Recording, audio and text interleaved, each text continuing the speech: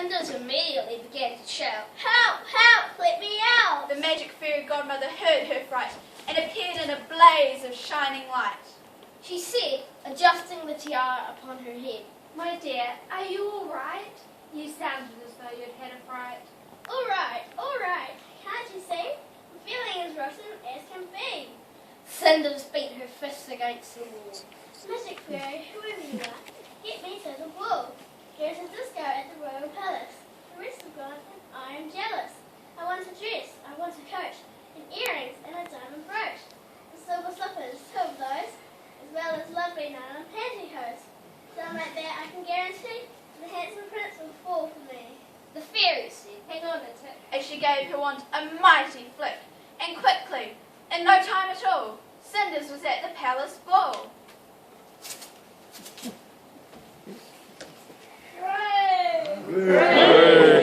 It made the other sisters witness to see her dancing.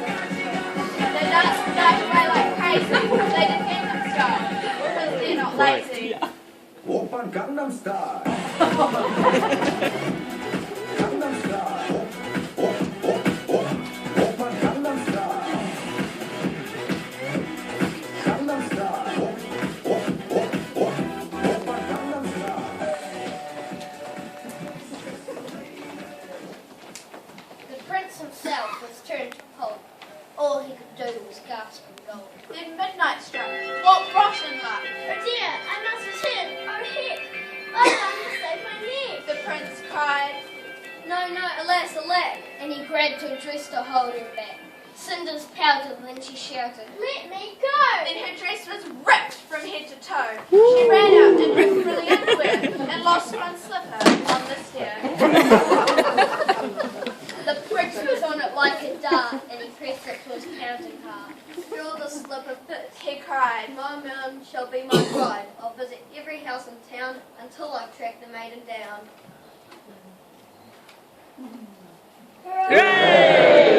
Then, rather carelessly, I fear, he placed it on a crate of ginger beer.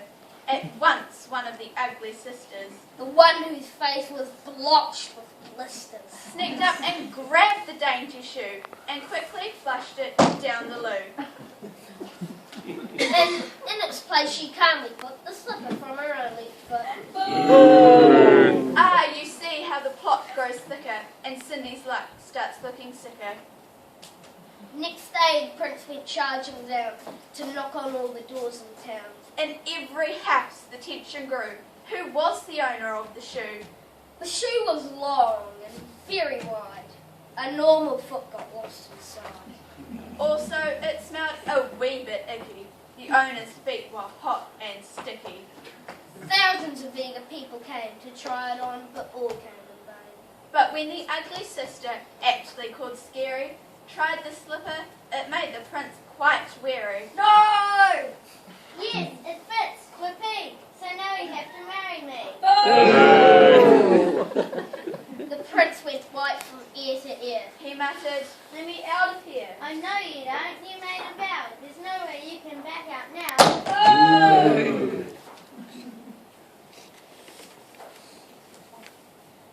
Off of her head. The prince roared back and chopped it off with one big whack.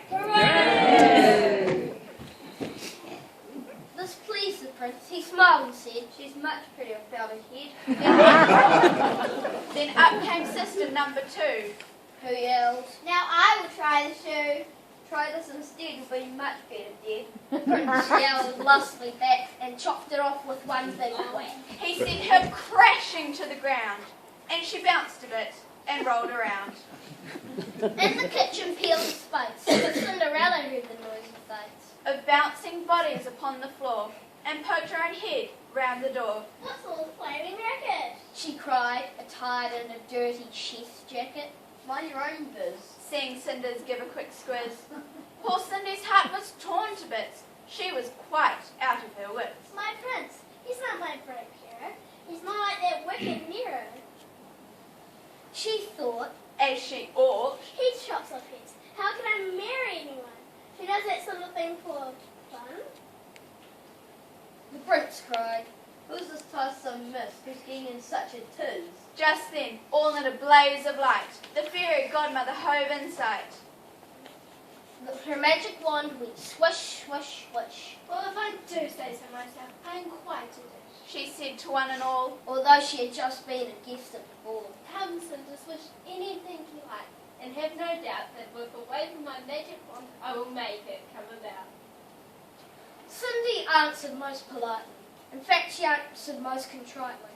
Magic fairy, this time I promise no more worry. No more princes, no more money. I have had my taste of honey. I'm looking for a really decent man. They're hard to find. Do you think you can? With a wave of my magic wand, I will make your dream come true. behold, here spread a handsome lad who was just the man for you. And before you knew it, Cinderella was married to that lovely fella. Hooray! It was a simple, jolly jam maker by trade, who sold delicious homemade marmalade. What joy, what delight, what wondrous magic at this. Sweet Cinders, let us seal our marriage, which will be bliss. Hooray! Their house was filled with smiles and laughter. And they were, of course, blissfully happy ever after. We hope you enjoyed this timeless little fairy tale. And you'll sing our praises over hill and dale. So fare thee well, as sadly we must leave you now, with a wave of a hand and a flourishing bow. Farewell, adieu, haidera, to tulip, so long.